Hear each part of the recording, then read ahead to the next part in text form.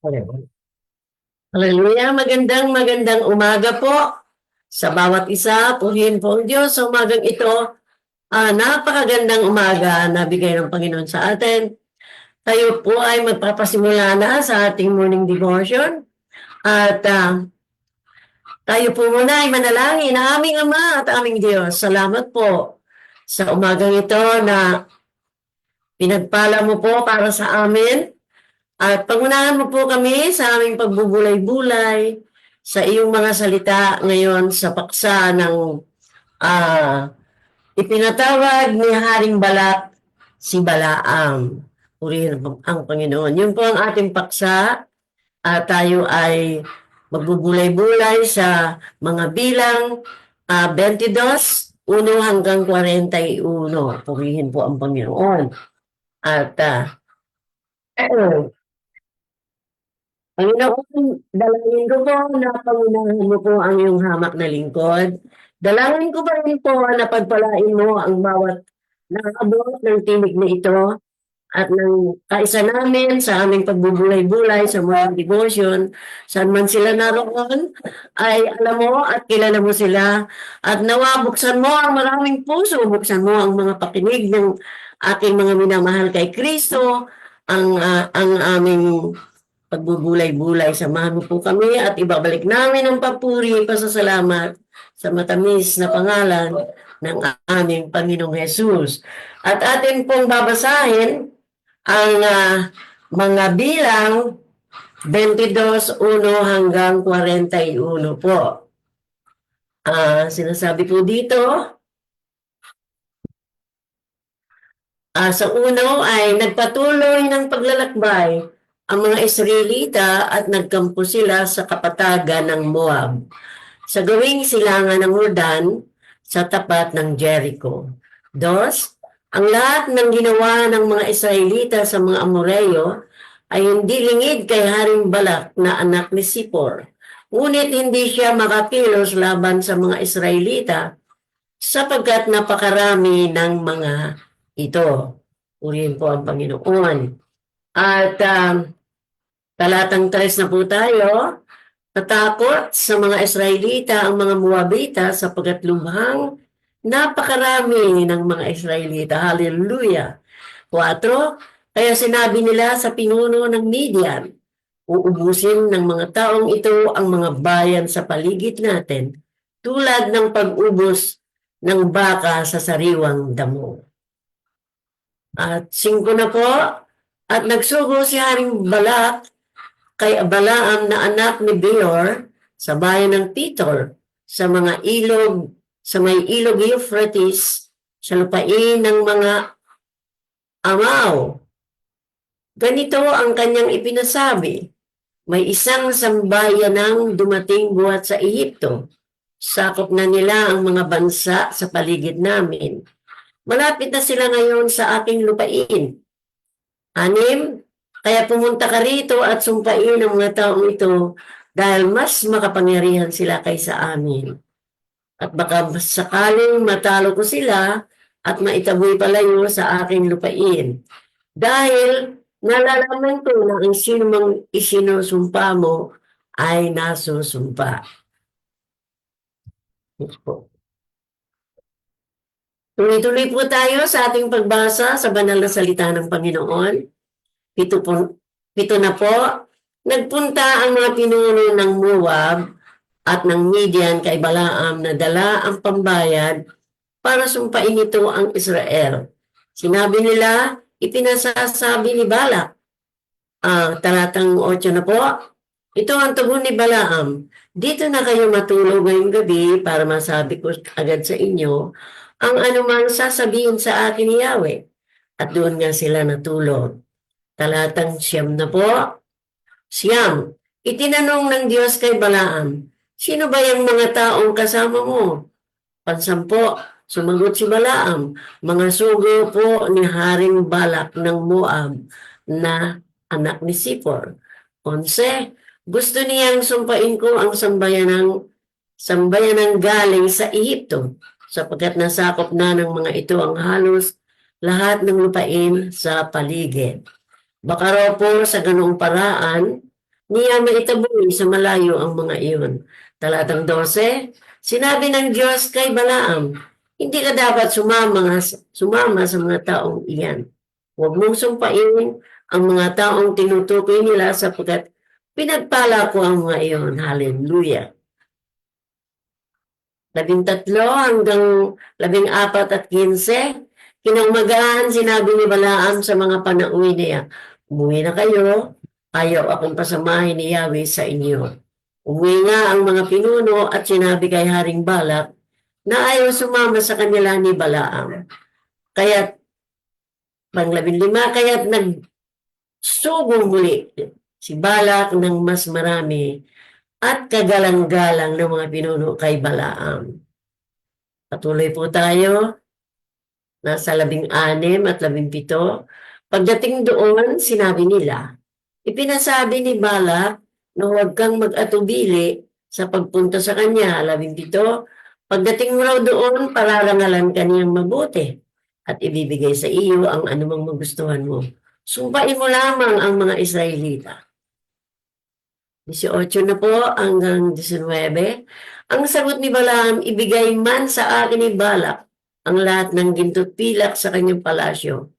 Kahit kaunti, hindi ko maaaring suwayin ang utos sa akin ni Yahweh na aking Diyos. Gayunman, dito na kayo magpalipas ng gabi para malaman natin kung ano pa ang sasabihin sa akin ni Yahweh.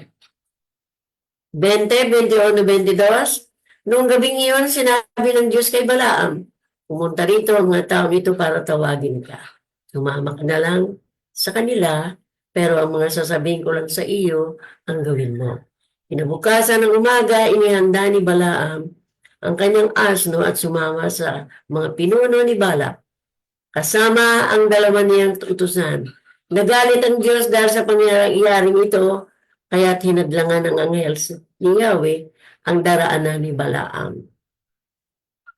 23, 24, 25, nakatayo sa daan ng anghel, hawak ang kanyang tabak.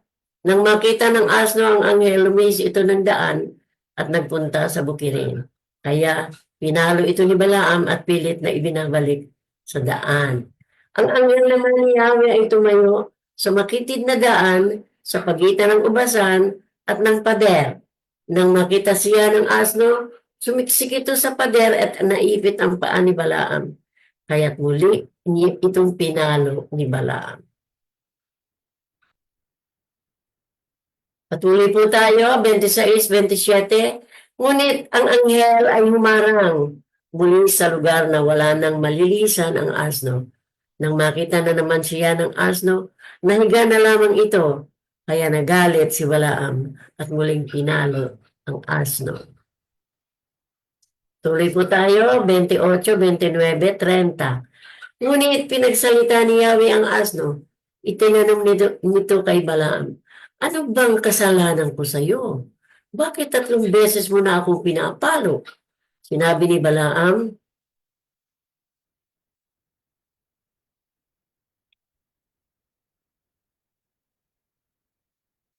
sorry po. Sinabi ni Balaam sa asno, pinalo kita sapagkat ginagawa mo akong hangal. Kung may balak lang ako, kung may tabak lang ako, baka napatay na kita. Sinabi ng asno kay Balaam, hindi ba't ako ay iyong asno at sa simula pa'y ako lang ang sinasakyan mo? Ginawa ko na ba ito sa iyo? Hindi, sagot ni Balaam. 31, 32, 33 na po tayo.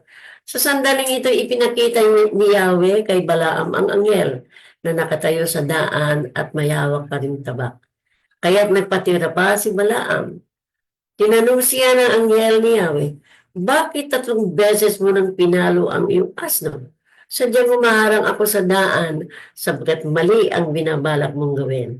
Tuwing makikita ako ng asno mo, ay lumilihis ito. 3 beses na niyang ginagawa ito. Kung hindi siya lumihis, baka napatay na kita. Ngunit siya hindi ko sasaktan. 34, 35 po. Sinabi ni Balaam sa anghel, nagkasala ako, hindi ko alam na nakatayo kayo sa aking daraanan. Babalik na ako kung hindi ayon sa inyong kalooban ang lakad kong ito.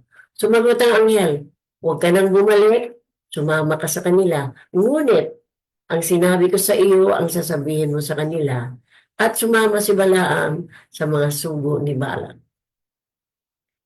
36, 37, nang malaman ni Balak na dumarating si Balaam, sinalubong niya ito sa lungsod ng Ar, sa may ilog Arnon, sa may hangganan ng Moab. Sinabi niya kay Balaam, kailangan kita, kaya kita ipinatawag. Bakit ngayon ka lang? Akala mo ba hindi kita kayang gantimpalaan? 38, 39, 40. Sumagot si Balaam, naparito nga ako ngunit wala akong maaaring sabihin liban sa pinasasabi sa akin ng Diyos. At sila ay magkasamang nagpunta sa lungsod ng Huso. Pagdating doon, si Balak ay naghandog ng baka at tupa. Pagkatapos, pinakain niya si Balaam at ang mga pinunong kasama nila. Tayo po ay nasa huling talata, purihin ng Diyos.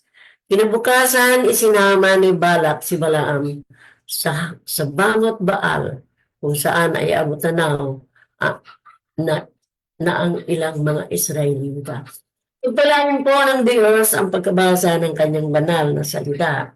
At tayo po, sorry po, ay magbubulay-bulay na pag-aralan natin ang mga talatang bibigay sa atin ng mga kapahayagan kung ano ang mga sinasabi ng ating pag-aaral ngayong umaga. Balikan natin ang talatang 5 po. Sabi po sa 5 ay, at nagsugo si Haring Balak kay Balaam na anak ni Beor sa bayan ng Petor, may ilog Euphrates sa lupain ng mga amaw. Ganito ang ganyang ipinasabi. May isang sambayanang dumating buhat sa Ehipto. Nasakop na nila ang mga bansa sa paligid namin. Malapit na sila ngayon sa aking lupain. Purihin po ang Diyos, hallelujah. At binigyan ng Diyos ng takot sa mga Israelita. Ng takot sa mga anang takot sa mga Israelita ang mga taong nadatnan nila sa kanilang daranan. Ngayon, pansinin po natin sino si Balaam. Si Balaam po ay hindi po talagang Israelita, ngunit isang kilalang saserdote. Alam po natin, pag nabasa natin sa banal na kasulatan ang salitang saserdote, siya po ay pare. Pero nabasa ko po dito na siya ay saserdoteng manghuhula. At inakala ni Balak, isang hari, na ang taong ito ay maaaring magbitiw ng mga sumpa ng mga sumpa sa iba. At kung titingnan natin ang talatang 6 ay sa pamamagitan ng pag-impluensya sa kalooban ng mga Diyos-Diyusan. Sapagkat si Balaam po ay hindi isang Israelita, ay siya ay sumasamba sa mga Diyos-Diyusan at sa mga espiritu sa pamamagitan ng lihim na kaalaman ng pangkukulam. Yung po si Balaam. Panggagaway at mga mahiwagang kapangyarihang hindi sa Panginoon. Ngayon, kung titingnan pa po natin ang 2:7, ihambing natin sa 24:1, ay sabi po roon na maaaring si Balaam ay tunay na tagasunod ng Diyos. May mga pangyayari po sa buhay ng mga tao na sila ay nanampalataya, ngunit ng mga sumunod na pangyayari sa kanilang buhay ay sila ay nagbago ng daan. At sila ay hindi nasunod sa Panginoon. Dati si Balaam ay isang tunay na tagasunod ng Diyos. At yun po ay makikita natin sa 22:18 ng ating pagbubulay-bulay. Subalit dumating ang panahon na lumayo siya sa kanyang pananampalataya at naging upahang manghuhula. At kung gusto nating basahin ang katunayan ng sinasabi ko ay titingnan natin ang talatang 7 at ihambing natin ang talatang 31:16. At may makikita pa rin tayo doon sa ikalawang Pedro 2:15 hanggang 16. Ayon kay Pedro sa talatang sa ikalawang Pedro 2:16, 15:16, naligaw, naligaw sila ng landas. Yung pong mga dating tagasunod ng Diyos at lumayo, ay sila po ay nadaya ng kaaway. Alam naman natin na sinasabi po ng banal na kasulatan kung tayo po ay nagbabasa. Kaya dapat po talaga tayong magbasa ng salita ng Diyos. Dapat po natin talagang pag-aralan ang salita ng Diyos. Kasi po, kung titingnan natin ang sinasabi ng ikalawang Pedro 2:15, naligaw sila ng landas. Tinularan nila si Balaam na anak ni Beor. Nagpaupa siya sa paggawa ng kabuktutan, kaya't siya'y sinumbatan ng asno. Alam po ba ninyo na ang asno ay hayop, hindi po yung nagsasalita. Ngunit sa kapangyarihan ng Diyos, ang asno ay nagsalita. Nagpaupa siya sa paggawa ng kabuktutan, kaya siya'y sinumbatan ng kanyang asno na nagsalitang parang tao upang siya'y sawayin sa kanyang kabaliwan. Sa kaisipan po ni Balaam ay naniniwala siya sa kanyang sarili na dahil ang mga isinusumpa niya ay natutupad, ay maaari din niyang sumpain ang mga Israelita. Ngunit katulad ng lahat ng mga bulaang propeta, wala siyang tunay na malasakit sa karangalan ng Diyos. Ang kinakailangan nating sundin bilang mga tagasunod ng Diyos ay kailangan ingatan natin ang karangalan ng Diyos. Meron nga pong talata sa ibang pahina ng banal na kasulatan na Diyos ay hindi pinapanilang tagasunod niya. Kaya nakakahiya po yun. Kinakailangan ingatan natin ang karangalan ng Diyos o sa kabanalan ng bayan ng Diyos.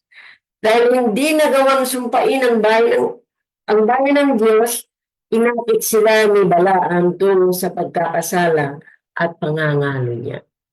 Dahil doon na po sila nakatira, ang mga Israelita, nakihalubilo po sila sa mga taga roon at sila ay naakit na mangalo niya. At kung titingnan po natin, kayo na po ang magsulat at basahin po ninyo mga minamahal, chapter 26, 1-6, 31:16, at kung titingnan natin ang Revelation o Pahayag 2:14, dahil dito siya ay pinatay. Ngayon, tingnan natin ang 22:18 ng paliwanag, kung ano po ang 22:18 ng pinagbubulay-bulayan nating Kabanata 22:18. Ang sagot ni Balaam, ibigay man sa akin ni Balak ang lahat ng ginto pilak sa kanyang palasyo. Kahit kauntay hindi ko maaaring suwayin ang utos sa akin ni Yahweh na aking Diyos. Purihin ang Panginoon. Sana po ay maging ganoon tayong lahat ng mga tagasunod ng Panginoon. Ang pagbanggit ni Balaam ng Yahweh, ng pangalan ni Yahweh, ay maaaring nagpapahiwatig na kasama roon yung isip niya. Kasama roon ang pagsamba niya sa mga Diyos-Diyusan ng mga taga roon. At kaya inilalagay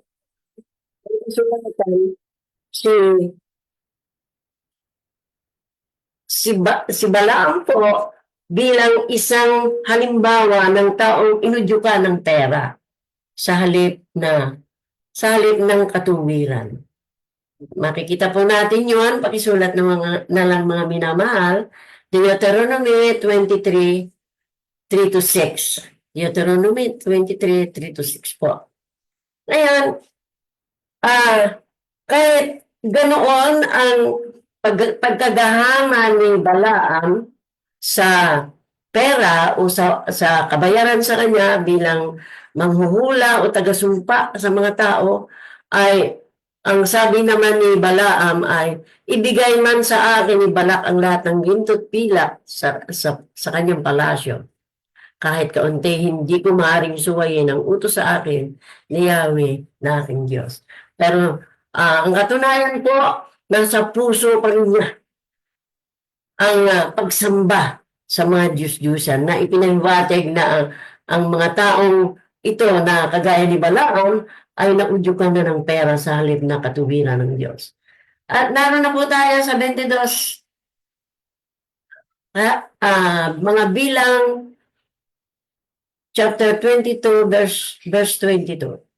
At sa gayon po ay nagalit sa kanya ang Diyos. Sabi po doon sa talatang 22 ay kasama ang dalawa niyang utusan, nagalit ang Diyos dahil sa pangyayaring ito.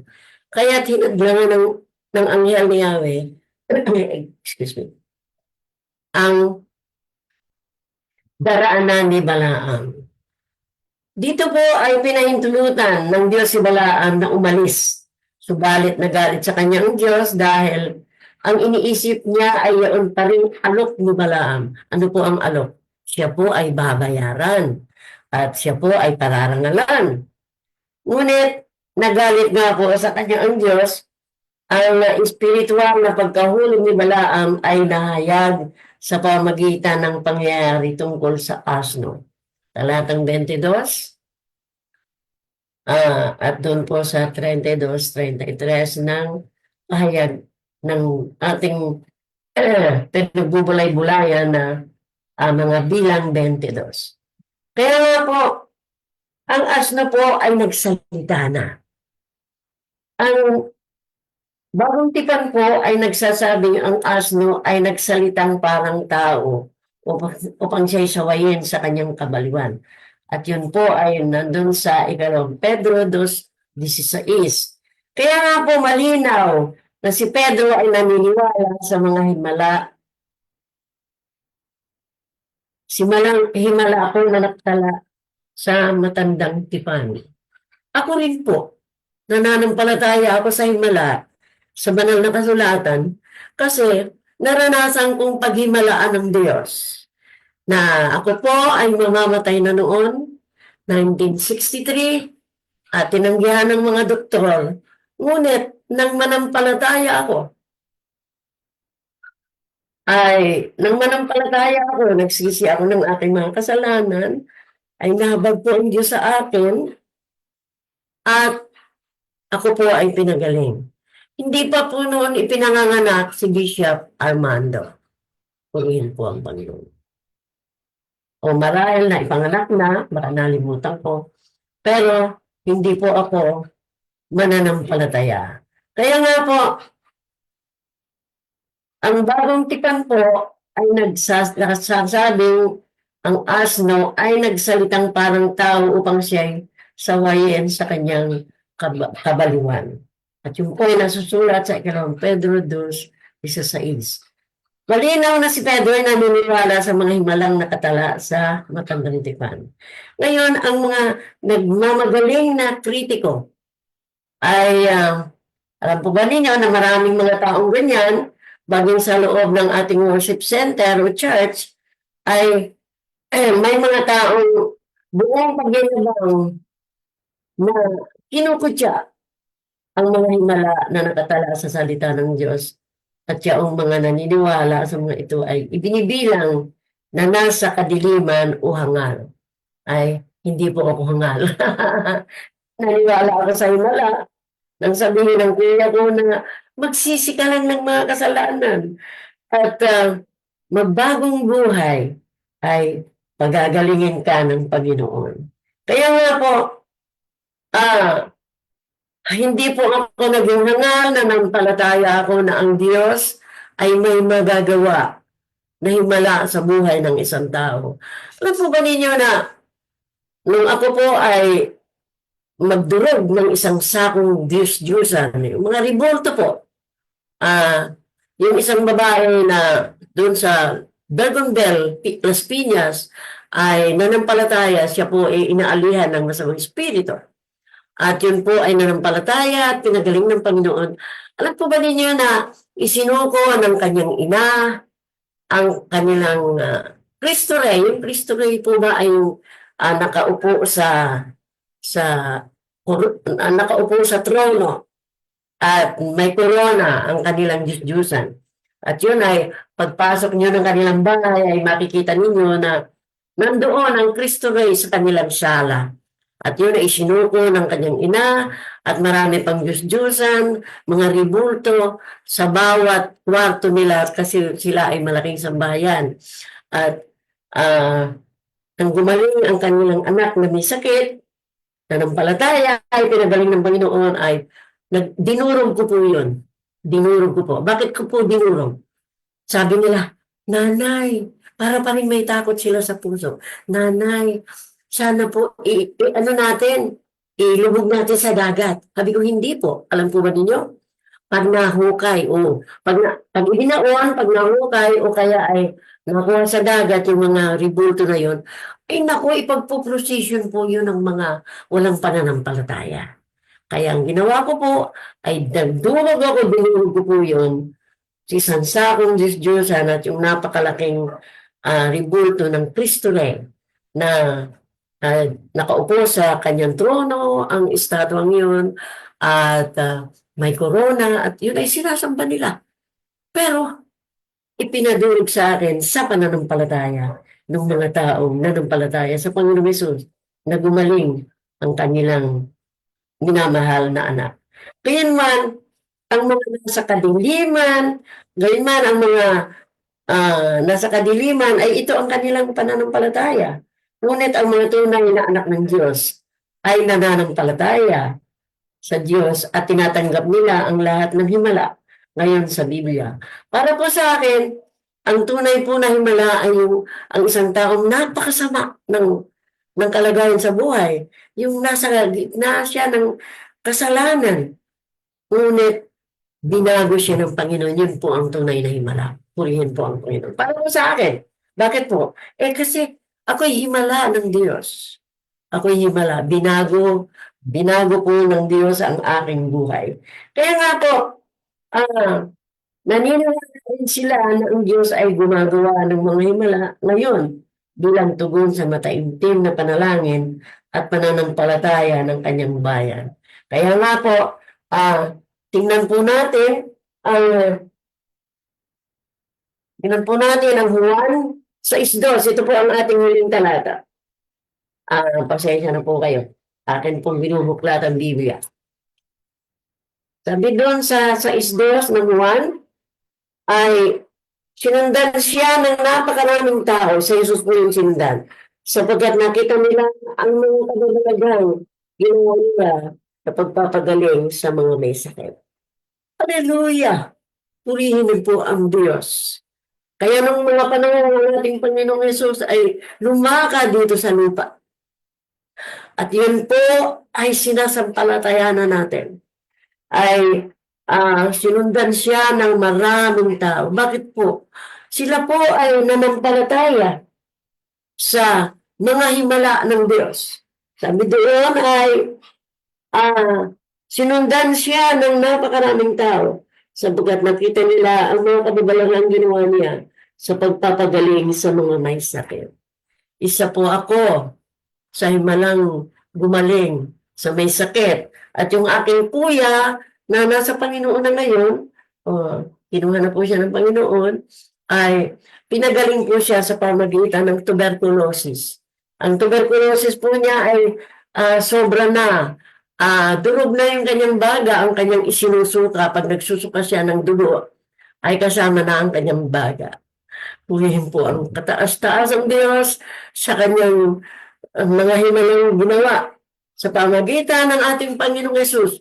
At hanggang ngayon, mga minamahal, mga kamanggagawa ng Diyos, mga minamahal kay Kristo, patuloy po tayo nagsasabi sa iba na ang Diyos ay mabuting Diyos, na ang Diyos ay Diyos ng mga himala, na ang Diyos ay pag lumalapit tayo, kung makasalanan tayo, ay tayo pinapatawad kapag nagsisisi, At kung tayo may sakit, ay pinagagaling. Kaya nga po para sa akin, ang isang himala na nangyari po sa buhay ko ay noong ako ay pinagaling ng Diyos at nagbagong buhay. Hindi po yung pag nakahukay ang mga tao ng santo na nakabaon o kaya na nakuha nila sa dagat na nandun ay ipinagpuprosesyon po yan ng mga taong walang pananampalataya. Ngunit ano ang magagawa sa atin ng mga ribultong kahoy? Ribultong, ribultong ginawa ng kamay ng tao. Wala po. Kundi, ang sabi dito ay naniniwala sila sa himala ngayon bilang tugon sa mataimtim na pananalangin ng pananampalataya. At ang bayan ng Diyos ay tinutugon ng Diyos. Kaya nga po, sabi doon sa Juan 6:2, sinundan siya ng maraming tao.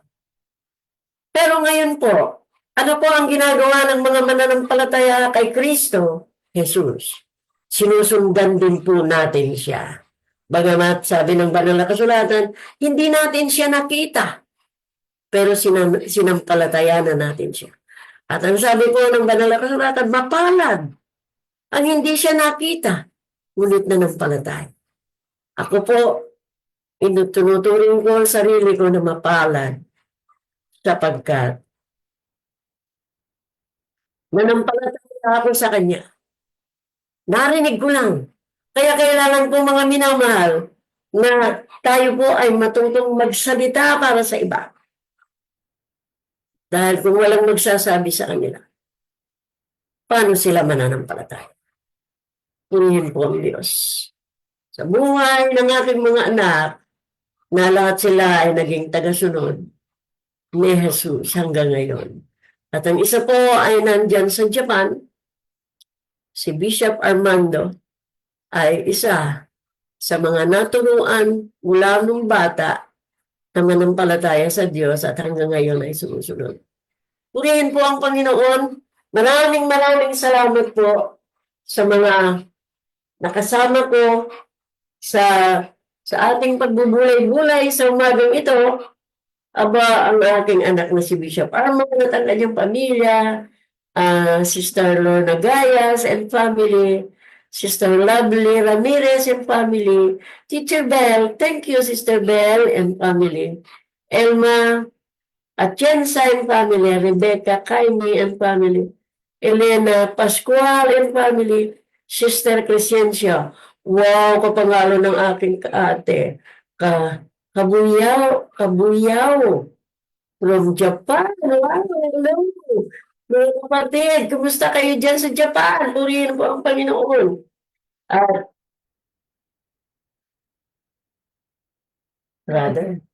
Brother Johnny, Lineso, Pastor Ruel, nakakatuwa ka naman.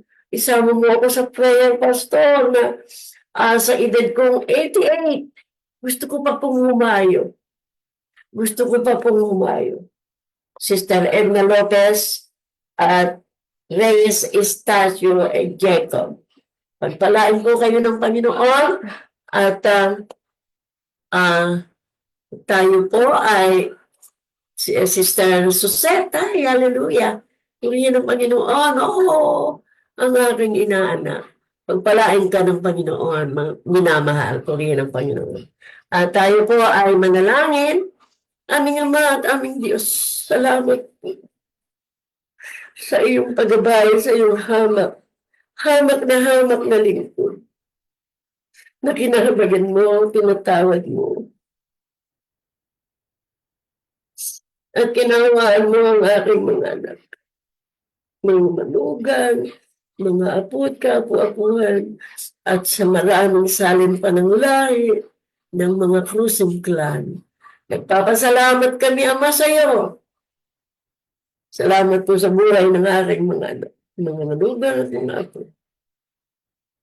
Ama, salamat sa umagang ito. At ang papuri pa sa salamat ay bibigay namin sa iyo. Ang mga nakinig po, na nakasama ko sa pagbubulay-bulay ng salita, kung may pangailangan, tagpuin mo, Panginoon, sa pangalan ni Jesus.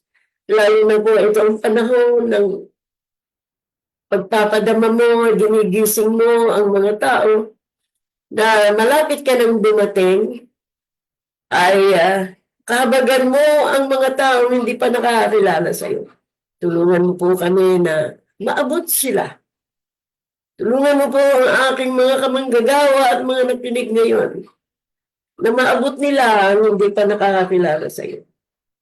Salamat ko po sa aking mga anak na naglilingkod. Isa si Pastora Charis na laging tumutulong sa akin. Ama, salamat sa pagpapagaling mo sa kanyang anak mo, si Jassy. At ang patuloy mong pagpapagaling sa mga nararamdaman ng ating buong pamilya. At salamat, Ama. Purihin ka, Panginoon. Ang papuri pa sa salamat patuloy namin ibibigay sa iyo. Sa matumis na pangalan ng aming Panginoon Jesus. Ang lahat po ay magsabi ng Amen. Mga minamahal, sige po, salamat po at muli po tayo magbubulay-bulay. Kalooban ng Panginoon. Salamat po sa pangalan ni Jesus. Amen.